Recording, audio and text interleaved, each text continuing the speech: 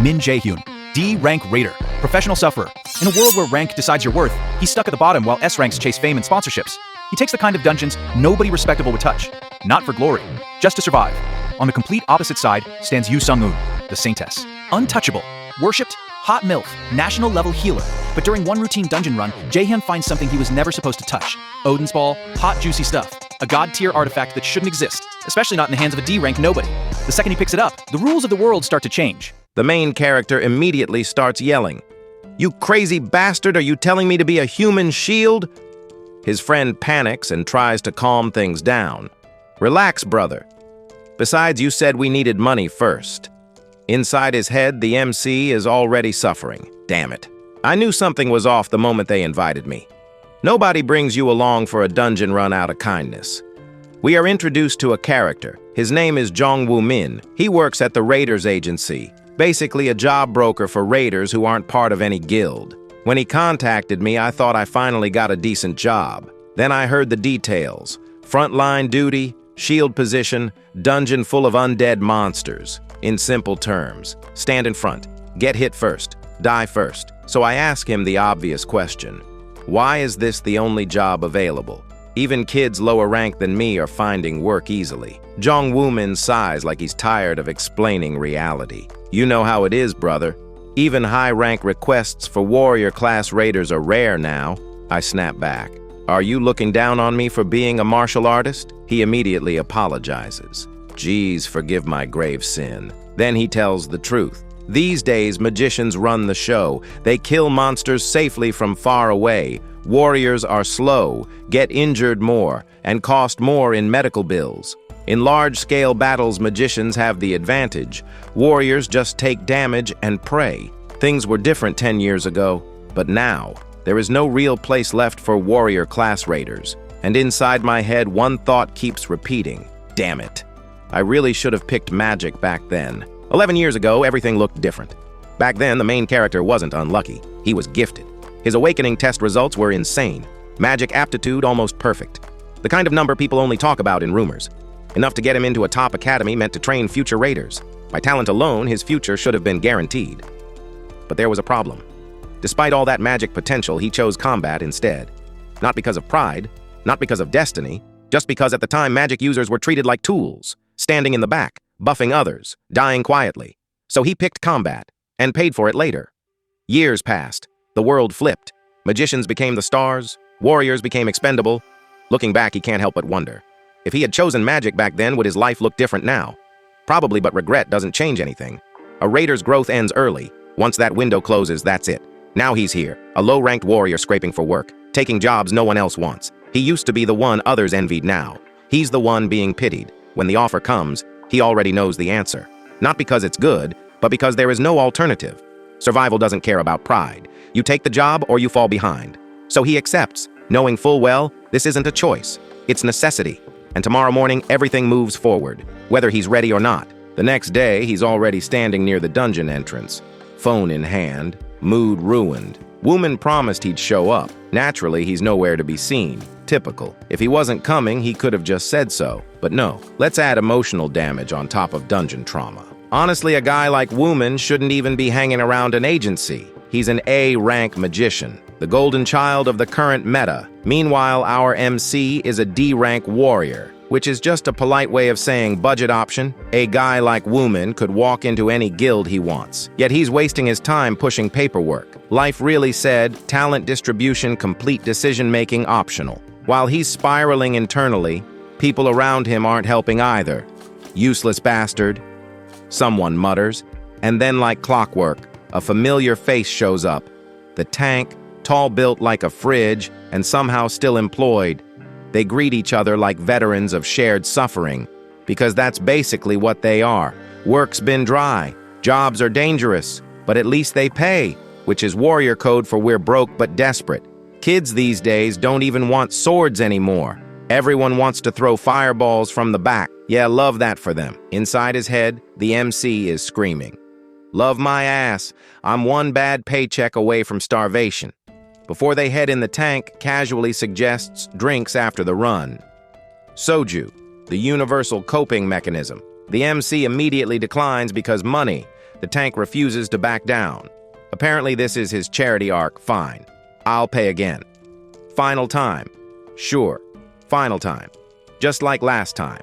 The MC feels bad, but not bad enough to say no. A call echoes out. Gather up dungeon entry in 30 minutes. Reality hits time to work. As they prepare, the MC checks his phone one last time. Before entering a dungeon, there are two things raiders need to remember. First, fortune. Dungeons love dangling rewards, just shiny enough to make people stupid.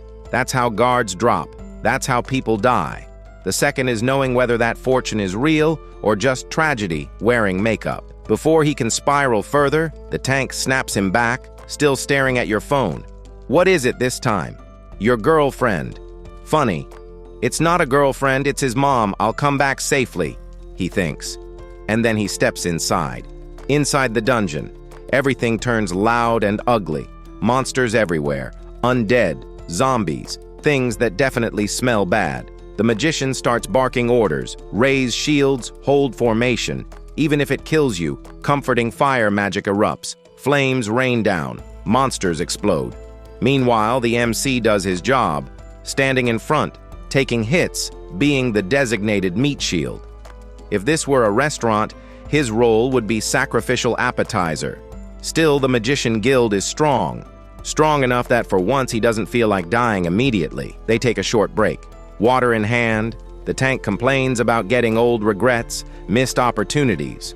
All the usual midlife dungeon talk. The MC reassures him, "You're still alive, and higher level than me," which is technically encouragement. The tank asks about drops. A ranked dungeon means decent loot. The MC thinks about it, not sure yet. Guess he'll check, because in a dungeon you never know, is it fortune or is it tragedy that just hasn't revealed itself yet? Inside the dungeon, something feels off. Really off. The MC tries to open his system. Nothing. No response, no menu, no comforting numbers telling him he's not completely useless. That's a problem. He's been awakened since he was 10. 17 years with the system glued to his life, and it has never gone down. Not once. No lag, no reboot, nothing. So the system's suddenly going offline now inside a dungeon during a dangerous run? Yeah, that's not normal. Then he remembers something worse. The voice. An unknown presence telling him to follow the light. System failure, mysterious voice, perfect timing. That combo never means anything good. There's a high chance the system itself is changing. And when something that powerful changes, it's usually not for the user's benefit. The system, everyone relies on the Acer system, the same system named after ancient gods, Odin, Thor, the whole mythological flex. It wasn't just some game UI. It was humanity's final safety net, 20 years ago when the world almost ended. Back then, in the middle of the Pacific Ocean, a giant tree appeared overnight. No warning, no explanation.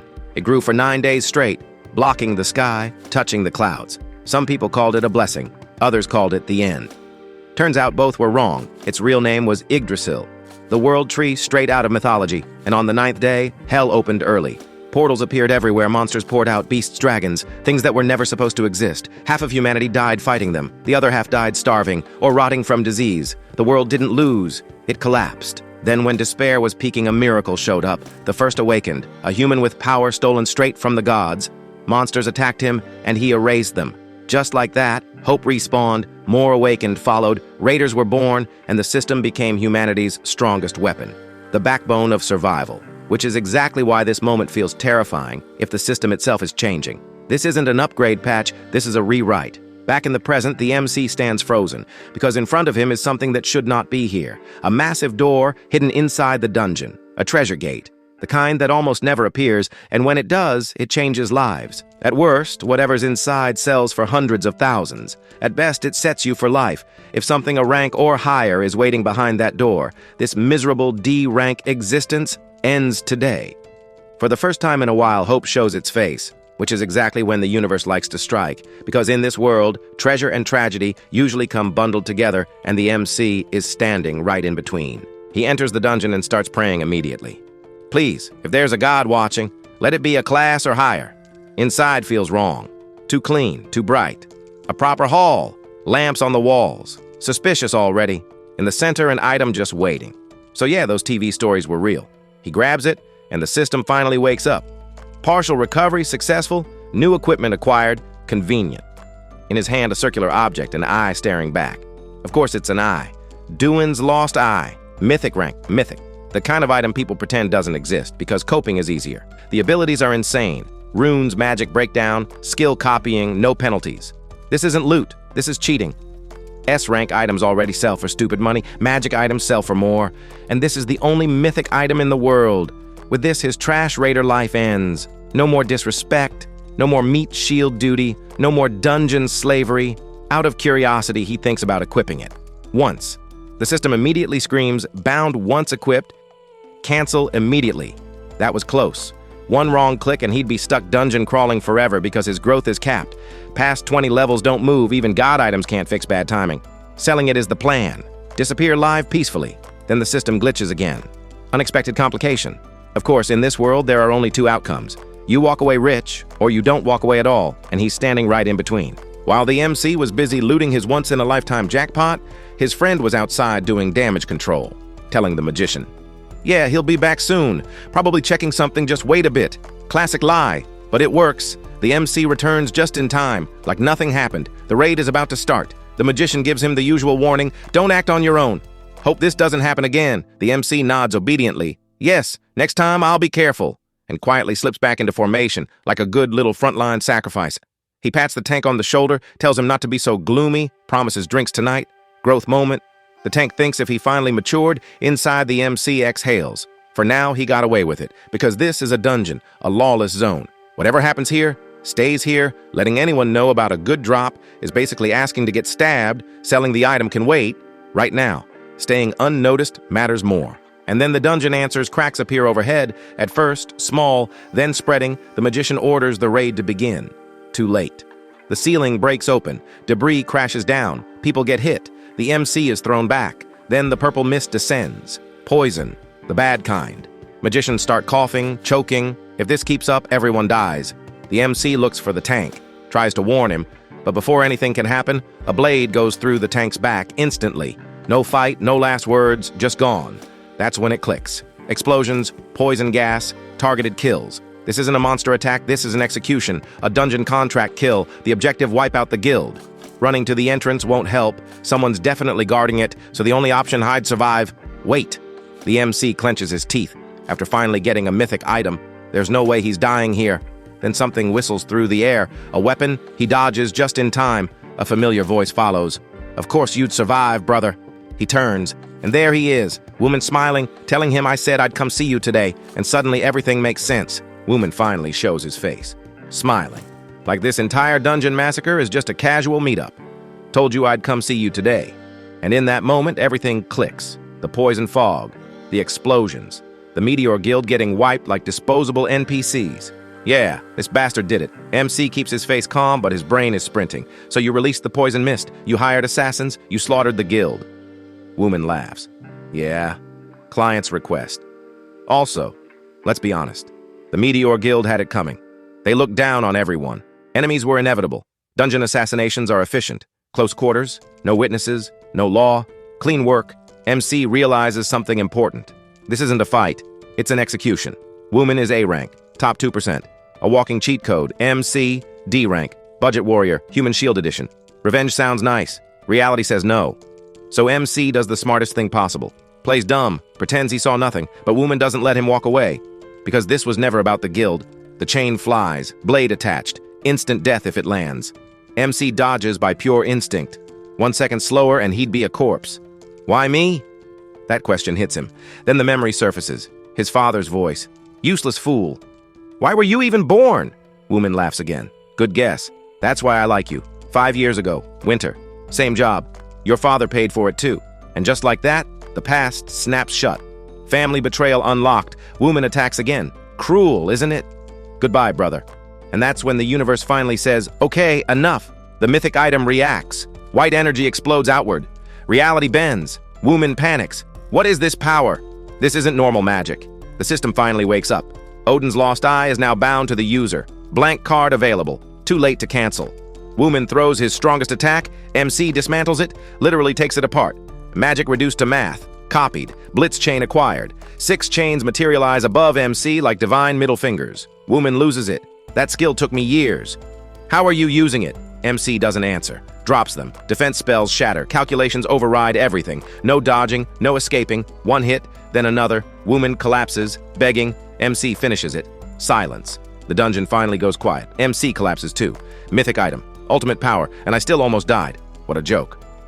As consciousness fades, the system speaks again. A new system is ready. You may choose a time to return to. Regression. MC laughs weakly. Happy ending or tragic rerun. Who knows? But there's no other option. Except. Light consumes everything. 3 goddesses appear. And yeah, all of them hot. Because of course they are. Red, gold, white. Divine beings really don't miss in character design. One reaches out. MC takes her hand. System notification floods in.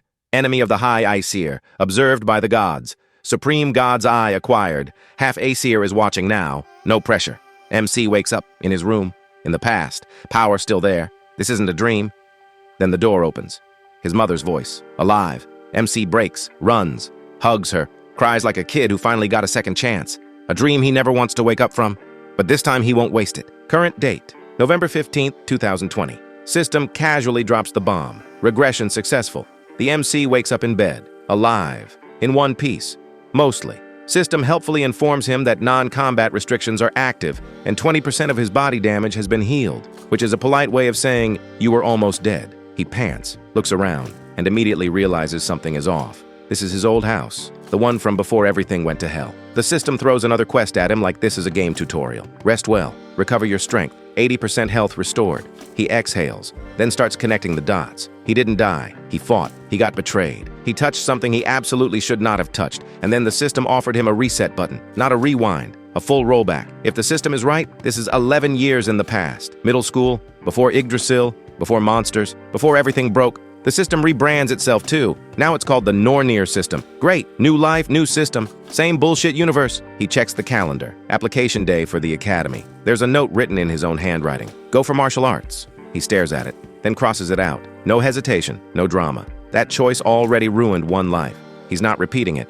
This time he's choosing magic. Breakfast scene, normal morning, except it absolutely isn't. He takes one bite and immediately starts tearing up because his mother is alive, breathing, standing right there. She notices. Of course she does. Asks if something's wrong. He lies. Says it was just a nightmare. Technically true, just a really long one where everyone he cared about died. He almost tells her everything. Stops himself. She misunderstands in the most mom way possible. Assumes he's scared of the academy. And honestly, she's relieved. She tells him it's fine if he quits. That no school is worth her son's life. That she doesn't care about prestige or money. Then he drops it. He's switching majors. Martial arts is out. Magic is in. She's shocked. Because he used to be stubborn as hell about becoming a frontline fighter, but she doesn't argue, doesn't pressure him, doesn't question him. She just puts a hand on his cheek, asks if he's thought it through. He says yes, and she believes him. Tells him to do what makes him happy. Says she'll support him no matter what, magic or anything else. That's when he breaks, because in his last life, she never got to say that. She tells him to stop crying, because this isn't the time for tears. And for the first time since regression, it actually feels like he came back for a reason. MC snaps back to reality, and the first thing his brain does is open the revenge folder. Father? Trash. A-rank raider? Still trash. Conclusion. I need to get absurdly strong. System pops up. Quest complete. A break is the mother of success. Reward, 1 blank card. MC's already doing one-handed push-ups like regression turned him into a montage character. Sweaty, focused, dramatic. He wipes his face and goes, things are moving smoothly. Sure. Famous last words. He still has no idea what the Nornir system really is, but future knowledge, dungeon experience, and hidden bases are basically a walkthrough. He checks his skills. Active skills? Barely alive. Passive skills? Still cracked. System explains, one who is observed by the gods. Rank X. Keeps all passive skills from before regression. Raises all stats every level. Half the gods are watching him. So yeah, he's a divine live stream now. Another passive appears. Supreme God's Eye, rank X. Sees through lies, deletes illusions, exposes truth. Basically, divine receipts. Then there's blitz chain. Electric chains, paralysis, mana cost that escalates like bad life choices. MC approves, stats update hits, dexterity +2, magic +5, endurance +14. Endurance is cracked. It boosts everything and slows fatigue, meaning early game dominance secured, immediate problems handled. Next problem, healing skills. In this world, martial artists get treated like disposable tools. But healers? They're aristocrats. Hospitals worship them. Guilds beg them. Problem is, healers are rare and blank cards aren't infinite. And we are not talking of healers from RE of healer. Then his phone buzzes. Kim Yoo-jung, childhood friend, future tragedy, previously dead. MC freezes, then steadies himself. I can change that. She texts about a seminar. Saintess Yu Seongjin. Panel drops. And let me be clear, that is not a saintess. That is mommy. No hesitation. MC grabs his phone. Mom, I'll be back. Cut to a luxury car. Saintess Yu Seongjin sits inside, glowing, exhausted, and slowly dying from overwork. Her assistant explains that sacrifice is eating away her life force. Translation: she's saving everyone except herself. They mention healing skills again. The timing is disgusting. MC needs a healer. The saintess needs healing. Regression just started, and Destiny is already setting up something completely broken. Next scene, MC heads to a seminar with his friend to meet a famous saintess. Crowd's packed. She's clearly lost. MC calls it out. She denies it immediately. Classic tsundere behavior. MC roasts her, top grades, top athlete, zero sense of direction. She fires back saying he should be grateful. This seminar gives him access to the saintess. MC agrees. Copying her would be a career jackpot. Best personal connection in Korea. Cut to the seminar hall. MC recognizes the speaker instantly. Saintess Yu Seongjin, Guildmaster of Lotus, the nation's greatest guild, world-famous top-grade healer, a hero from the early Raider era, protecting people before it was profitable. She takes the mic, introduces herself. MC already knows the future. 2 months from now, she'll collapse during an Itaewon dungeon raid. Cause, her own healing magic eating her alive. She starts her speech, monsters, Yggdrasil, awakened people. Only 20% become raiders. Too many cowards, too many deaths. The world's still on the edge. Her message is simple. Have courage. Become a raider. Change the world. Lotus Guild will support you. Crowds moved. MC's friend is crying. Calls her amazing. MC agrees. Most awakened avoid raiding because it's hell. Even he used to plan on selling the Eye of Odin and living rich. Friend declares Saintess her role model. MC immediately kills the vibe. She tells him to stop being annoying. MC leaves early. Friend complains. MC reminds her she has great direction sense. She gets mad. MC reveals he already called her mom. Ride's coming. She tries to tag along. MC says he changed his career path to magic. She's confused and annoyed. MC leaves anyway. Outside, MC spots the Saintess's car. Approaches. Driver blocks him. No gifts, no crazy fan behavior. MC says he's here to meet the director. Driver snaps back. Line crossed. MC drops the bomb. Yu Seong-yoon is suffering from an untreatable disease and he knows the cure. Driver grabs him. Demands answers. Crowds watching. Saintess intervenes. Asks MC if he can take responsibility for that claim. MC says yes. He can cure her. Driver thinks he's lying. Saintess checks the schedule. 2 hours free. Orders him inside. And asks to go somewhere quieter place as it is too crowded. In the cabin, she gets straight to it. How does he know about her disease? MC refuses to explain. If he does, he won't treat her. She hesitates, then agrees. Next question. How will he cure her? MC answers bluntly. He'll copy her sacrifice skill. Driver explodes. Sacrifice is a unique skill. 1 rank above S. Individual manifestation only. No formulas. Impossible to copy. Unique skills are monopolized for a reason. MC tells him to calm down. If it were impossible, he wouldn't be here. Saintess listens. MC explains. The damage comes from the skill's penalty. To counter it, he needs a skill of equal or higher rank. Sacrifice fits. Her skill is a sacrifice to God. She can't heal herself without contradicting its core concept. That's why she's dying. She agrees to test him, activates her skill. MC smirks. All according to plan, uses a black card. System prompt appears, register sacrifice? Yes. Skill copied, MC activates sacrifice. Driver and Saintess freeze. MC looks at them calmly. Now we negotiate. System shows, active skill, sacrifice, rank unique. Basically a cheat code. It heals multiple allies, removes debuffs, and if you point it at undead monsters, it flips personalities and turns into Judgment of Light. Heal or delete. No in between. After seeing him cast sacrifice, the guild rep asks, "What do you want from our guild?" She thinks, "Curing my disease alone is already enough to negotiate, but seriously, this kid is still in middle school. How is this child trying to talk business with the representative of the Lotus Guild?" She smiles anyway. Not annoyed, just amused. Interesting little monster. The MC doesn't waste time. He asks her straight. "Become my sponsor." She raises an eyebrow. "Sponsor? As in funding you, backing you, and letting you grow as a raider?" "Yes." He says it openly. "Big dreams need money, connections, and protection. When the time comes, I want Lotus Guild behind me." She laughs internally. Bold. Very bold.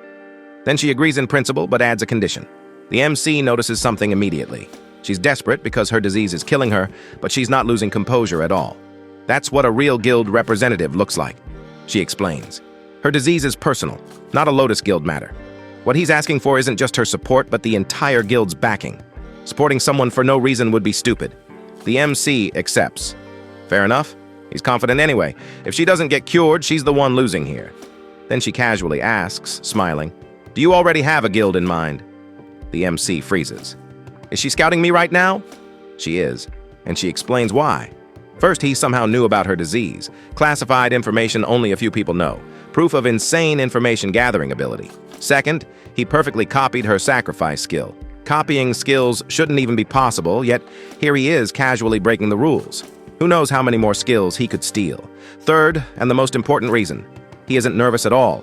Standing in front of the Lotus Guildmaster, acting like this is a normal Tuesday. That confidence is dangerous. And charming, she asks him directly. Don't you think that's enough reason to recruit you? The MC thinks it through.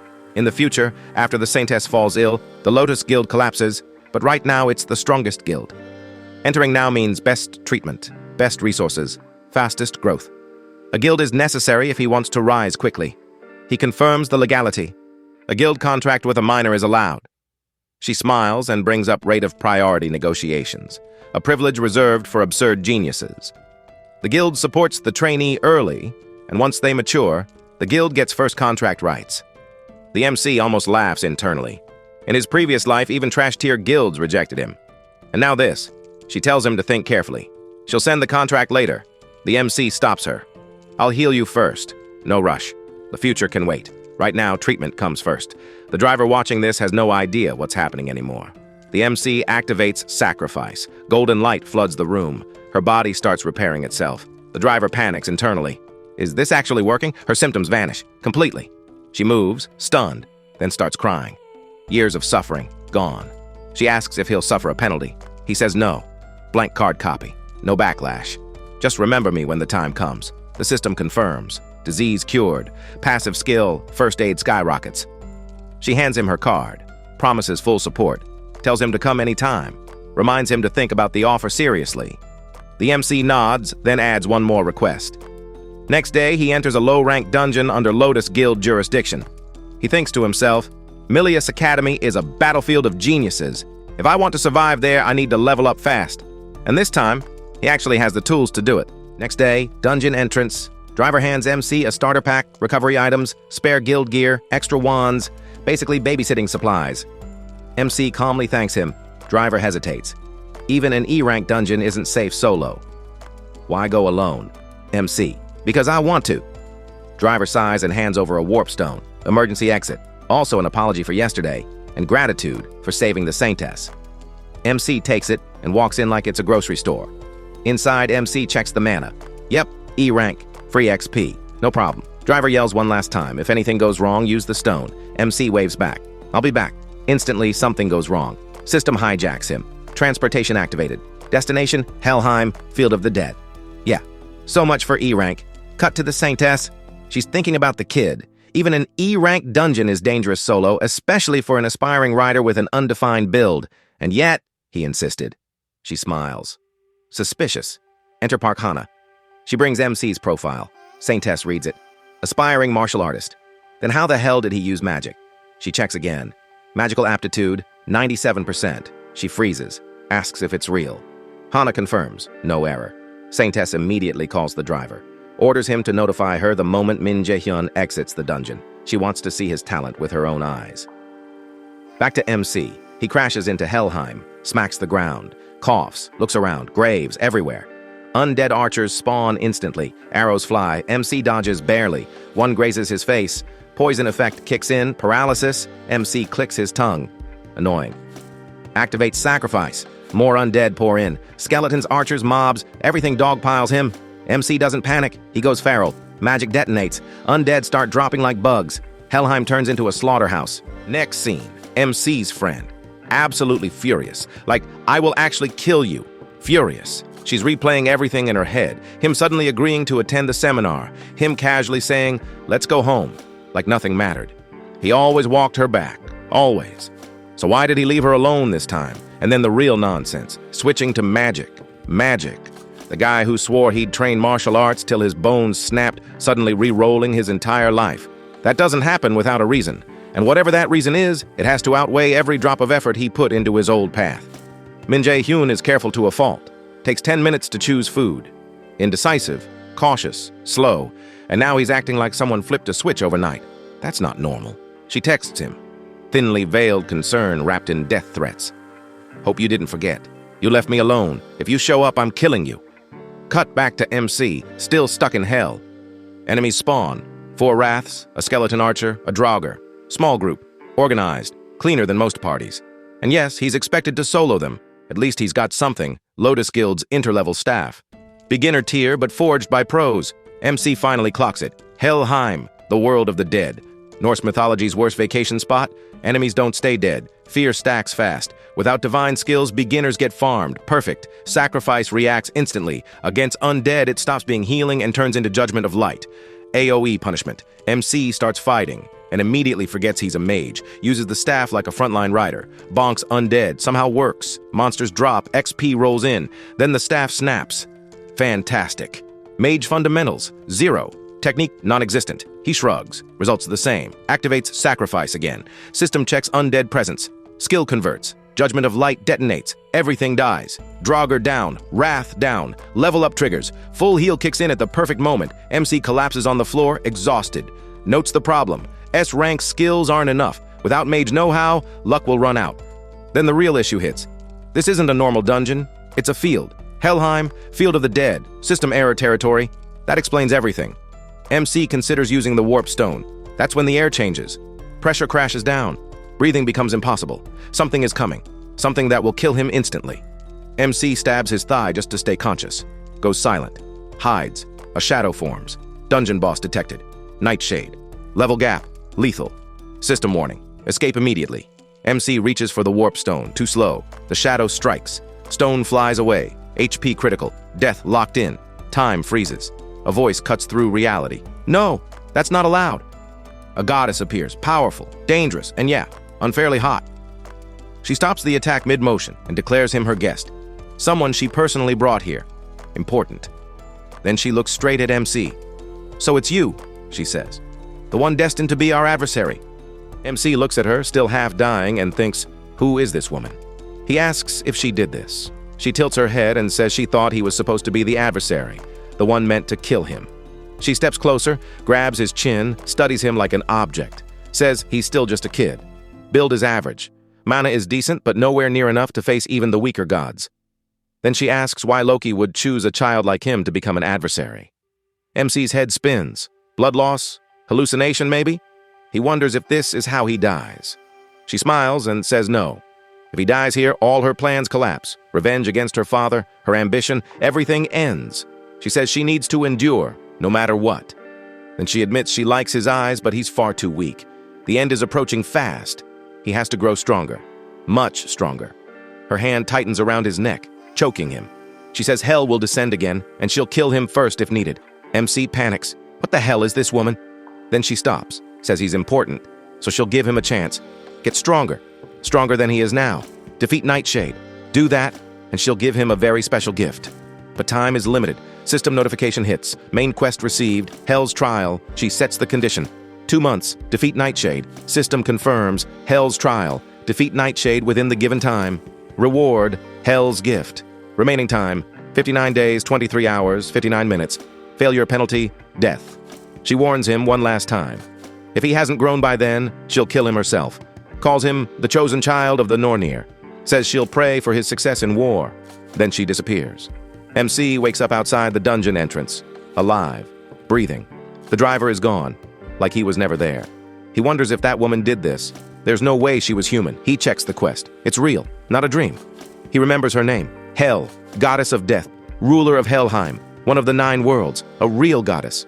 And she called him the adversary. Mentioned Loki. Mentioned gods. System message flashes again. From now on, you are the adversary of the High Aesir.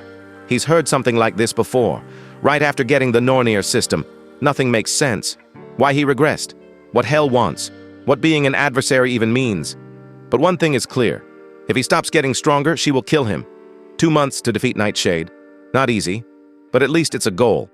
Problem is, his current state is a disaster. His fighting style is a mess. He's not used to being a mage, doesn't even know basic low-rank spells. If he wants to survive, fundamentals come first. Then a message arrives. From the Saintess's driver. Says he contacted her as his representative. She's curious. Wants to meet him in person. Tomorrow, if possible. About the contract. Says timing is perfect. Adds a favor request at the end. Next day, MC heads to the guild. Meets familiar faces. Thinks it makes sense now. They checked his awakened profile. Magical aptitude, 97%. Talent like that is almost non-existent worldwide. He remembers why he chose martial arts in the first place. Indecision. Everyone glorified fighters, looked down on mages, so he followed the noise. He enters the meeting room. The Saintess is there, dressed in black from head to toe, biker-style coat, sharp presence. And yeah, damn, she's hot. She looks at him and smiles. You're here, I've been waiting for you. Lotus Guild meeting room. The Saintess smiles politely. Says they meet again. Asks how he feels about the contract. Says it's a very generous offer. MC agrees. It's impressive. Subsidies, infinite guild items, no repair costs, dungeon profits split 8-2 based on contribution. Conditions usually reserved for proven high-ranking raiders. Basically a launchpad contract. MC says he has one condition before signing. She's interested, asks him to say it. He assumes she already read his profile. It hasn't even been a month since he switched from martial arts to magic. He's inexperienced as a mage, so his condition is simple. He wants the Saintess herself to teach him magic. MC thinks this is the rule of survival as a raider. Use your trump card when it matters most. The driver watches, impressed. From their first meeting, this kid had nerve. Asking the guildmaster of Lotus to personally train him is borderline insane. MC adds that if she accepts, he'll sign priority negotiations with Lotus Guild. She laughs softly. Says it's an interesting request, then agrees. She's curious about him anyway. MC says he looks forward to working with her. She says the same. Then she adds one thing. Before that, she wants to check his talent. Is that okay? MC expected this. Lotus Guild wouldn't commit without confirmation. She opens a blue device, a mana cube. Says she wants him to endure it. MC freezes internally. A mana cube, B rank and above, requires innate mana sensitivity. An absolute nightmare for inexperienced mages. Only about 7% of awakened mages can endure it. He asks if she's trying to intimidate him. She denies it. Says the contract won't change regardless of the result. She guarantees it as Lotus Guild's representative. MC realizes he has no way out. If he backs down now, it's over. She tells Sangjay to prepare it. The driver hesitates. Even experienced mage raiders struggle with mana cubes. Giving this to a child is dangerous. She looks at MC and asks if he looks like a normal child to him. Says it's worth trying. The cube activates. MC steps inside. Instantly, pressure. Mana everywhere, like drowning in an ocean, but he can breathe. No immediate mana addiction symptoms. Still, staying too long is suicide. Mana addiction is lethal. Oxygen becomes poison. Cardiopulmonary failure. No second chances. He remembers the rule. Only one way out. Find the door connected to the outside world. He sees countless door-like distortions among swirling mana currents. Chaos. He concentrates. Feels for the correct wavelength. There's only one exit. Then something feels wrong. He opens his eyes and notices it. A crystal. Pink-colored. Overwhelming mana density. Like the core of the entire cube. Outside, Sangjay asks if she's sure Min Jaehyun will make it out. She says of course. Sangjay says it's unreasonable. She replies that everything he's shown so far has been abnormal. He asks how long she thinks it'll take. She says her own record was 40 minutes. Fastest in the nation. Sangjay says it'll be one of two outcomes. Either he never comes out, or he sets a new record. She agrees. Says she doesn't think he'll come out injured. Then she calls out to Sangjay. He turns, confused. The mana cube is cracking. A visible fracture forms. Sangjay checks the timer. Only 10 minutes have passed. 10 minutes. A crack in the mana cube. What the hell is happening inside? Inside, Min Jaehyun walks calmly toward the center. He can feel it. A single crystal radiating mana far denser than everything around it, way more intense than the cube itself. So that's it. If this crystal is the source, then there's no need to find an exit. He grabs it and breaks it. A shockwave explodes outward. Mana surges violently. System notification appears. Passive skill acquired. Crystal of mana operation. The cube shatters completely. Outside, absolute silence. Sangjay is stunned. Normally, only 7% of mage raiders can even endure a mana cube. And even then, the time records are insane. 3 hours for B rank, 2 hours for A rank, 1 to 1.5 for S rank. The previous world record belonged to Camilla from the EU, 36 minutes. Min Jaehyun just destroyed that record. 10 minutes. Sungjae rushes forward and grabs his hand, says he's unbelievable. 10 minutes! He escaped in 10 minutes! Jaehyun blinks. 10 minutes. The Saintess steps in, visibly shaken, asks how he escaped so fast. Jaehyun answers honestly. He found a crystal inside and broke it. She stiffens, grabs his hand, asks again, he broke the crystal? She understands instantly. The cube's crystal contains all of its mana. A normal awakened can't even sense it, let alone destroy it. If he broke it, then the mana inside this child exceeds the cube itself. She swears it on the name of Lotus Guild. She will make Min Jaehyun the greatest mage alive, tells him to be ready. Next scene. Jaehyun's mother and Kim Yoo-jung are waiting. Yoo-jung complains he's late and not answering calls. A luxury car pulls up. Jaehyun steps out. Yoo-jung freezes. His mom freezes. Sungjae bows politely and says he'll see him tomorrow. His mom whispers to Yoo-jung, half worried. He didn't get involved in something bad, right? Later that night, Yoo-jung is in Jaehyun's room. She confronts him. So he really switched to magic because martial arts weren't worth it? He says yes. Paperwork's done. He's done with martial arts. She snaps. Just days ago he said magic had no future. Asks if he got hit in the head. He shrugs. Says people change. She says she never expected to hear that from him. Then gets serious. Asks if he'll be okay. He chose martial arts because he didn't want to burden his mom. Magic classes are expensive, hard to profit from. Martial artists get injured, hired slowly, treated badly. That's what Umin once said. She says he's always been too considerate of his mom. He cuts the topic, asks why she's here. Her parents are away again. Work trip. She says, yeah, that's why she's here.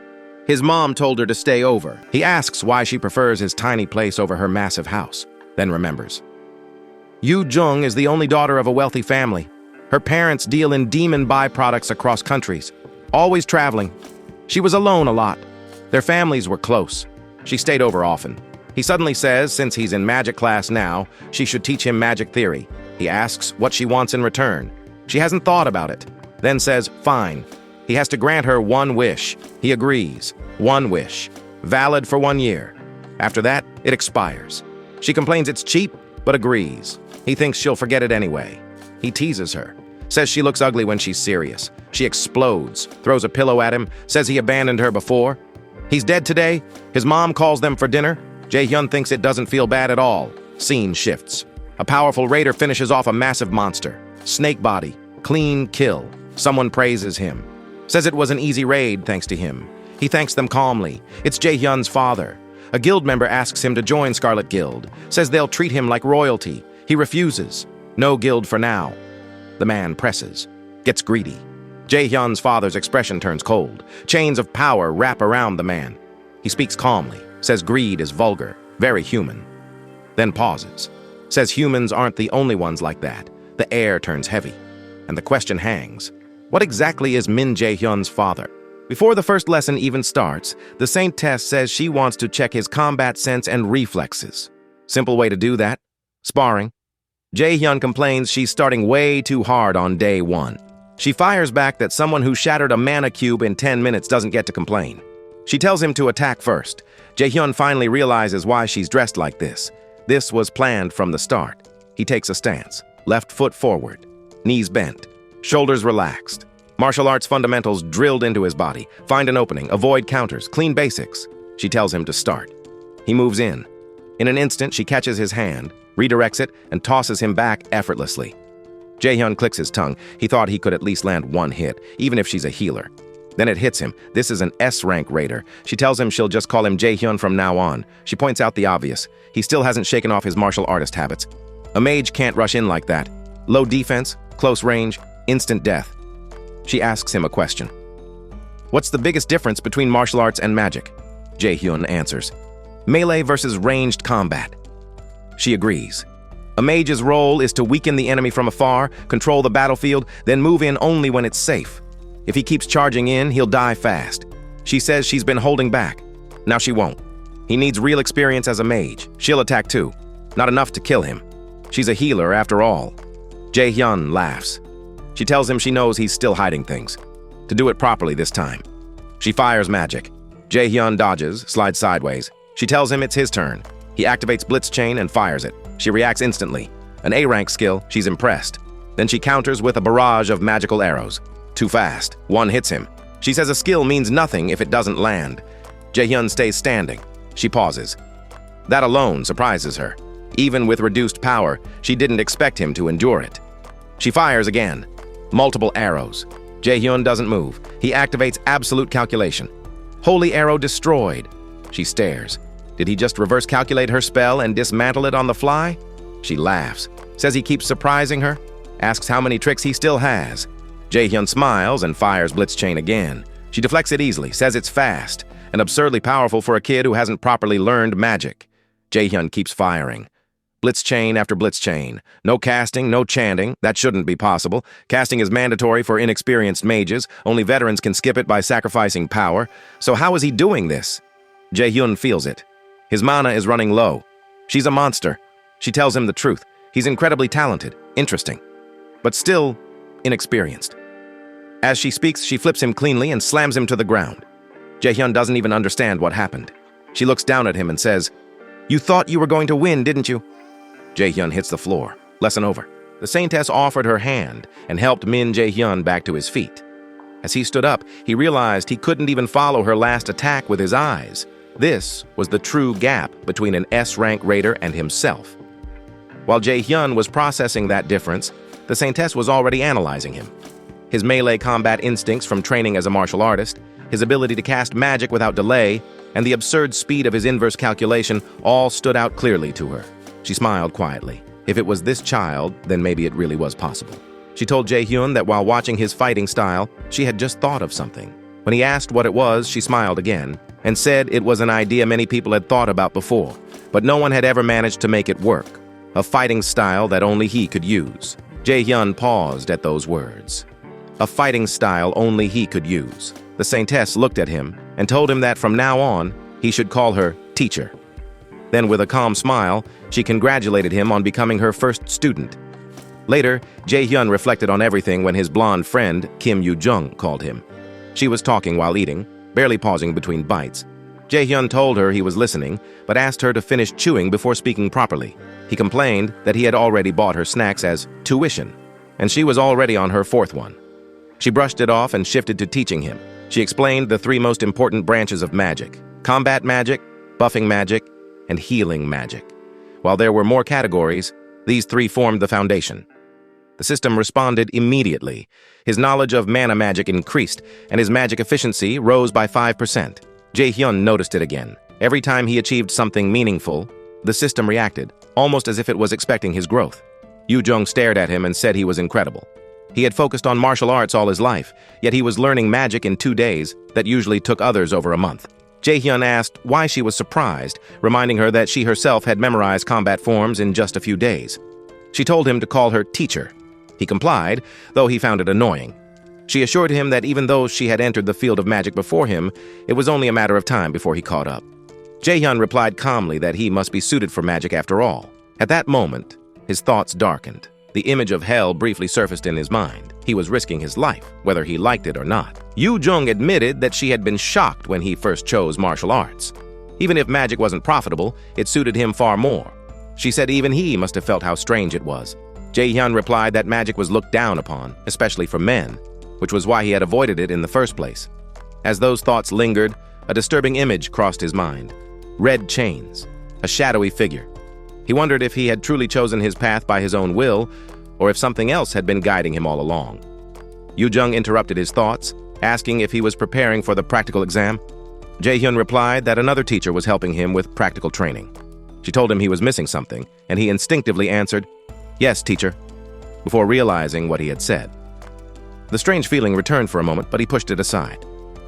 2 months. He had to defeat Nightshade within that time. This was not the moment to be distracted. Instead, he began thinking about something more productive, like developing medicine that could help raiders in the future. The scene shifted to the Lotus Guild. Sung-jae was overseeing students and commented that they weren't bad. The Saintess, however, was deep in thought. Sung-jae guessed immediately that she was thinking about Jaehyun. She admitted it with a faint smile. Sung-jae remarked that many raiders had tried and failed before. But Jae-hyun was different. His movements were flawless, almost like those of a veteran. If another S-rank mage were to appear in this country, it would undoubtedly be him. Currently, the only S-rank magic raider was the Saintess herself, and as a healer, her combat score was limited. But if Jae-hyun entered the field like a comet, the entire magic division would undergo a massive change, and that future was already beginning to take shape. Next scene. Min Jaehyun is obsessing over the elixir of magic reinforcement, a permanent magic stat booster, the kind of item every magic class raider would sell their soul for. Cut to reality. He's trying to cook it. The pot is bubbling with violet sludge, red fumes leaking out like it's about to commit a war crime. One look tells you this thing is not meant to be eaten. Jae-hyun stares at it with pure regret, holding a spoon like it personally betrayed him. The recipe said the liquid should turn white in the first step. This thing looks like it crawled out of hell, and he can't even ask anyone. The elixir won't exist publicly for another 5 years. Right now, he's the only idiot on Earth trying to make it, so he stops. For once, he uses his brain. No point forcing a low-probability gamble.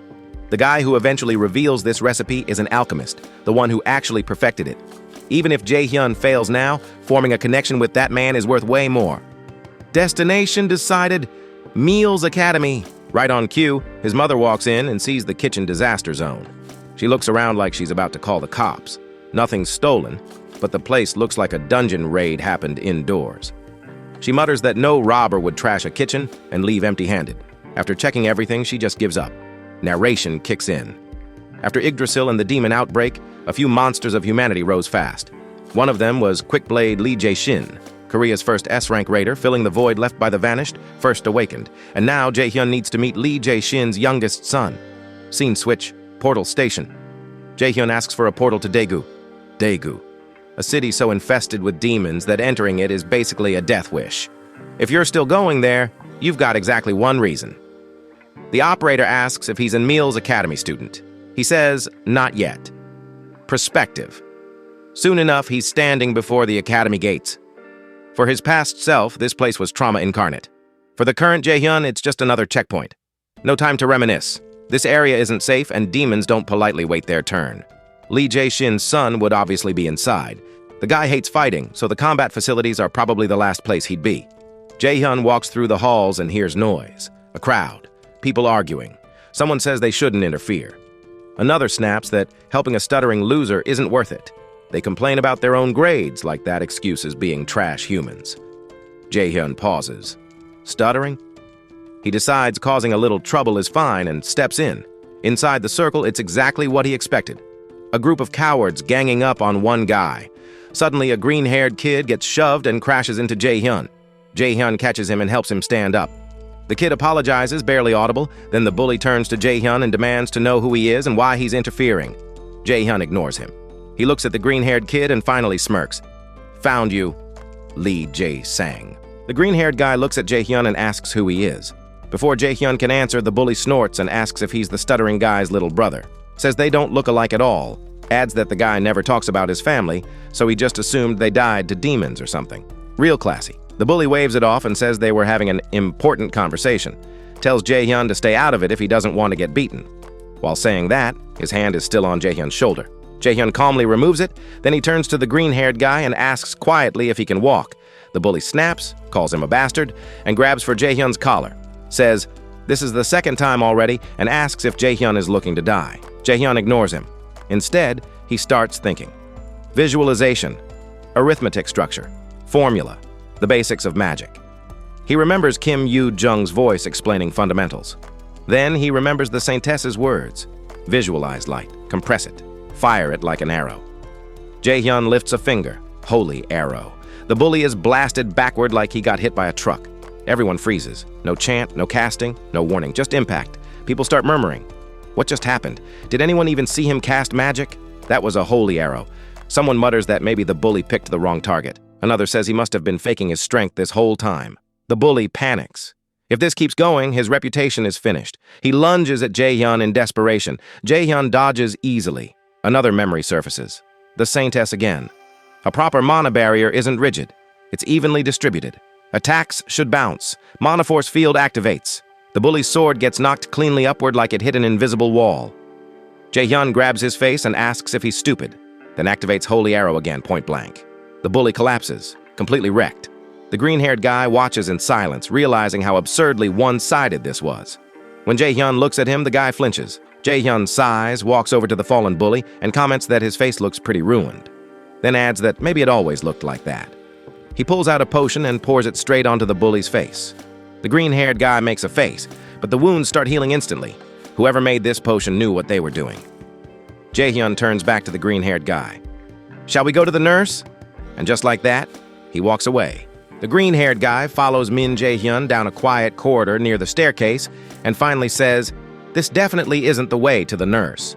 Jaehyun answers calmly that there's no presence around and no one can hear them here. That immediately flips a switch in the green-haired guy's head. He asks if Jaehyun came looking for him because he knew who he was, then jumps straight to paranoia and asks if his father sent him. Jaehyun instantly realizes this guy is misunderstanding everything. Making him more cautious would only backfire, so he shuts it down and asks how he would even know who his father is. The green-haired guy clearly doesn't buy it, so he asks the real question. Why did Jaehyun come looking for him? Jaehyun says he wants a favor, a potion. The green-haired guy denies it immediately, saying he doesn't know how to make that kind of potion and that Jaehyun has the wrong person. Jaehyun doesn't argue. He just pulls out the potion bottle he used earlier and asks if he's wrong or if this is exactly what the green-haired guy made. The greenhead freezes. That shouldn't be possible. No one should be able to trace him through the black market. That system perfectly hides sellers, buyers, rewards, everything. Transactions run through the Aesir system. Security is airtight. Jaehyun doesn't explain how. He just tells him he's terrible at lying and that he doesn't have time for this act. The green-haired guy panics internally. Selling that potion on the black market might have been a mistake. If his father finds out, it's over. Completely over. He finally cracks and asks Jaehyun to keep this a secret. Says he'll do anything. Jaehyun hands the potion back and tells him to relax. He didn't come to blackmail him. He just needs a good alchemist. Someone who can make the potions he needs. The green-haired guy studies him. Jaehyun doesn't look like he's lying. Maybe his father really didn't send him. He asks who Jaehyun is. Jaehyun introduces himself as a prospective Mila's Academy student and tells him to call him Min Jaehyun. The green-haired guy nods and says he'll listen for now. Next scene, they arrive at the studio. Jaehyun comments that the place has a nice vibe. The green-haired guy thanks him. Then he asks what potion Jaehyun wants him to make. Jaehyun answers without hesitation. The elixir of magic reinforcement. A potion that permanently increases magic power. The green-haired guy straightens instantly. Permanently? He asks if that's even possible. Jaehyun says of course it is. In his head, he adds that this guy is the one who does it in the future. The green-haired guy starts thinking out loud, listing ingredients based on the effect alone. Mandrake root, spring water from Jotunheimer, then stops himself. That wouldn't be enough. Jaehyun notices the shift immediately. This guy isn't guessing. He's inferring ingredients directly from the result. That level of talent is rare. The green-haired guy suggests asking another alchemist. Jaehyun refuses. He wants him. He'll get whatever materials are needed. Even if other alchemists could eventually make it, the one no one can compare to is Lee Jae-sang. Investing anywhere else would be stupid. He asks if Lee Jae-sang will do it. Lee Jae-sang hesitates, says he doesn't know if he'll succeed. Jaehyun says that's fine. Failure is part of investing. Lee Jae-sang asks if Jaehyun is serious. If he fails, Jaehyun loses everything. Jaehyun replies calmly that he's investing because he believes in his skills. Sometimes investments fail. That's normal. That finally hits Lee Jae-sang. For the first time, someone trusted him like this. He agrees. Jaehyun thinks to himself that he just made a very valuable connection. The green-haired alchemist sits alone, replaying Jaehyun's words in his head. It hits him harder than anything ever has. It's okay to fail. He realizes something terrifying. No one has ever trusted him like that before. Not his brothers, not his father, not after losing his mother, not after being labeled talentless and insignificant. Those simple words feel heavier than any insult he's ever swallowed. He breaks down quietly, crying for the first time in a long while. Scene cuts. Jaehyun is sparring with the Saintess again. A simple match, at least in theory. He fires a holy arrow, and for the first time a visible crack forms in her force field. She pauses. Has he really grown this much already? Both of them start powering up. Jaehyun focuses. The Saintess responds in kind, confidence radiating like she's enjoying this far too much. The fight is about to turn serious when Sungjae cuts in and calls time. He looks at the force field in disbelief. Arc metal. A barrier most raiders couldn't scratch. If they'd gone any further, it would have shattered. The Saintess smiles. Unbelievable growth speed. Compared to their first session, the power and variety of Jaehyun's magic have skyrocketed. She asks if he's studying theory separately. Jaehyun says yes, he's learning from a friend. She looks relieved. She admits she was worried since she couldn't spare time to teach theory herself, then casually adds that his friend must be incredibly smart. Jaehyun agrees, immediately thinking of Kim Yoo-jung. Smart? Yes. Personality? Absolutely awful. He remembers her bragging about being an amazing teacher and demanding ice cream as tribute. The Saintess brings the topic back. Jaehyun is planning to enter another dungeon. He confirms it. He wants to test his training. She nods and says an E-rank dungeon should be manageable for him now. Wishes him luck. Jaehyun sighs. It would be nice if it really stayed E-rank. He's not naive enough to trust that. Still, he's prepared. He remembers the past. In his previous life, even as a D-rank raider, he wouldn't have dared face a boss like this alone. But now, he's ready. There's only one thing left to do. Next scene. The alchemist shows up looking half-dead. Sunken eyes, zero sleep. He hands Jaehyun the completed item, the elixir of magic reinforcement. The system confirms it. A consumable that permanently increases magic power. Thanks to the alchemist's skill, the effect is massively amplified. Jaehyun doesn't hesitate. He drinks it. System notification. Magic power increased by 15. He feels it instantly. The bitterness tastes almost sweet. This effect is insane. The same elixir made by someone else wouldn't even give 5. That's the difference real talent makes. Jaehyun looks at him and says he knew he had talent. The alchemist shakes his head and says it's only because Jaehyun trusted him. Jaehyun tells him he should be the one thanking him, then points out that he looks like he hasn't slept at all.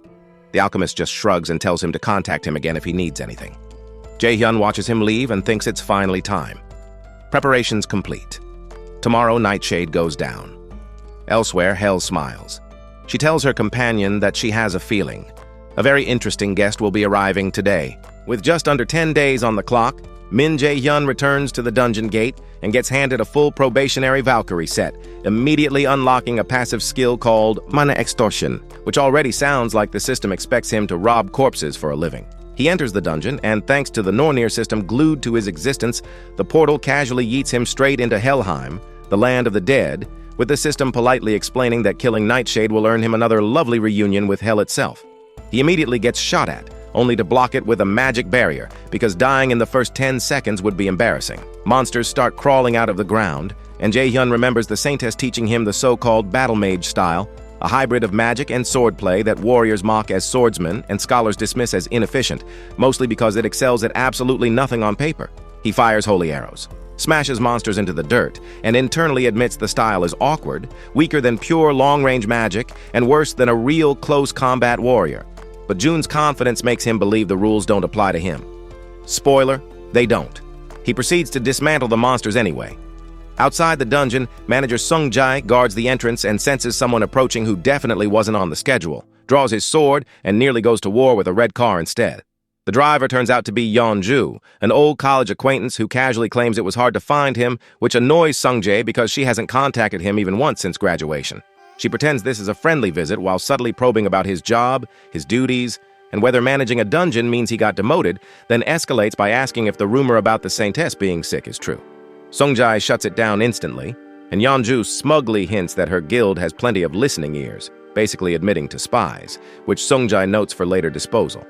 When he tries to end the conversation, she drops the real reason she's here and asks about a kid named Min Jaehyun, pointing out that he's been visiting the Lotus Guild and meeting the Saintess frequently.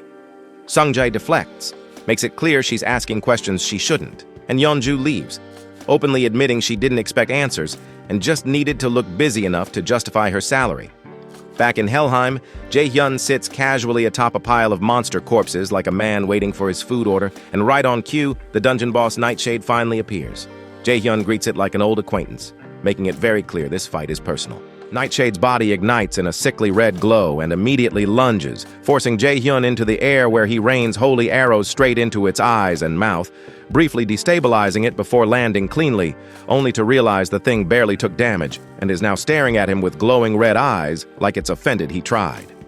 Nightshade fires destructive energy blasts. Jaehyun dodges with precise footwork, closes the distance, dodges again, and even taunts it for panicking when things stop going its way, then activates Lightning Chain, only for the monster to knock the anchor aside until Jaehyun repositions it mid-fight and binds its torso, discovering very quickly that rage-fueled thrashing monsters do not respect crowd control.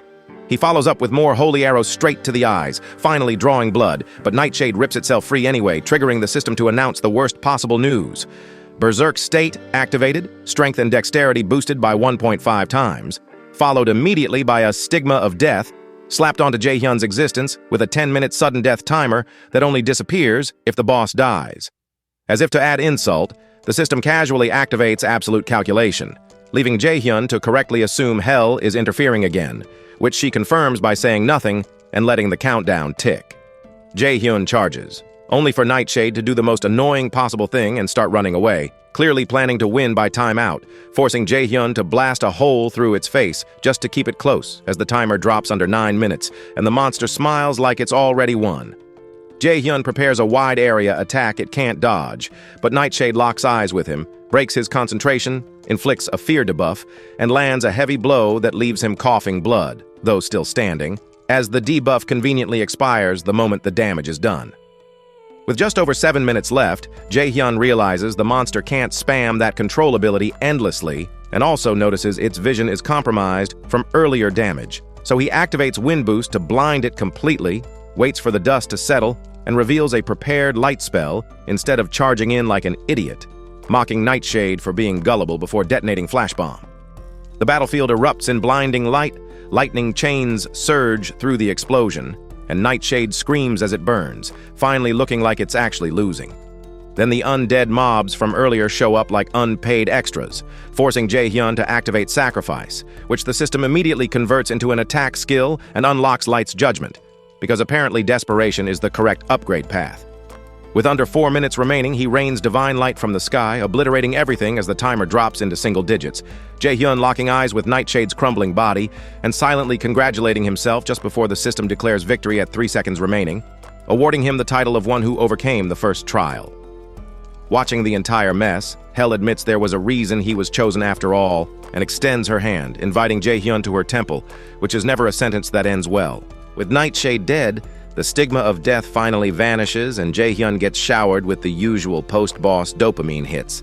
Experience points, Nightshade's core for crafting, shadow armor as equipment, 3 level-ups, and the shiny new title of one who overcame the first trial, just to make sure the system acknowledges he barely survived. After confirming his qualifications, the system informs him that Hell herself is calling, and before he can mentally prepare, he's dumped in front of a massive gate leading straight into Hell's temple. Something huge bursts out of the darkness at him, triggering an instinctive retreat. But Hell casually calls the beast Garmer and tells it to escort their guest, instantly establishing that fear is optional here. Jaehyun follows Garmer inside and calls out, and Hell greets him with mild surprise, congratulating him for surviving her trial and casually labeling him a child born with the fate of the adversary. Naturally confused, Jaehyun asks why she gave him the Nornir system and shoved him into Helllight, only for Hell to smile and say he needs to grow into that role, which explains absolutely nothing. When he demands to know why he was chosen, she drops the real bomb. He was born with this fate, destined to oppose the Aesir and ultimately kill Odin himself, which is exactly what Loki and the others are betting on. Jaehyun admits he doesn't understand any of this, and Hell calmly explains that understanding was never expected, especially since the gods intend to control everything anyway, a realization that visibly pisses him off. She silences him with a finger to his lips, notes that his anger makes sense, since being treated like divine property isn't exactly flattering, leans in just enough to be unsettling, and then shoves him backward into a portal. As he falls, she explains that the world is heading toward its end. Odin wants absolute control, and only the strength of the prophesied adversary can stop it.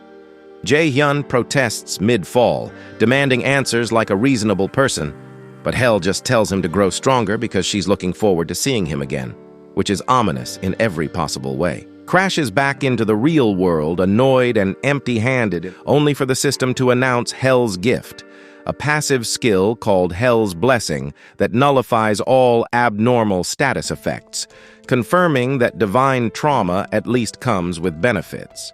Back in the temple, an old man steps out and apologizes to Hell for spying, admitting curiosity got the better of him after hearing she met the boy. When he asks how she feels about Jaehyun, Hell admits it's too early to judge since the adversary has only taken his first step, though she openly acknowledges that his growth exceeded expectations and that he overcame the stigma she placed on him, a fortunate miscalculation on her part. Relieved, the old man listens as Hell calls him out by name as Mimir, accusing him of pretending ignorance despite clearly knowing more. Mimir tries to dodge, fails, and finally admits he can't deceive her, prompting Hell to state that the adversary's left eye is undeniably the same one Odin sacrificed at the Well of Wisdom. Certain that Mimir and Loki are hiding something, she presses him, but Mimir insists it's still too early to reveal the truth, and Hell reluctantly agrees to wait. Still, she makes one thing clear. She won't remain idle, because the adversary is far too immature, and according to prophecy, countless hardships await him, meaning Jaehyun doesn't just need power anymore. He needs a guide before the gods finish tightening their grip. Hit subscribe if you liked that. Trust me, this is just the beginning.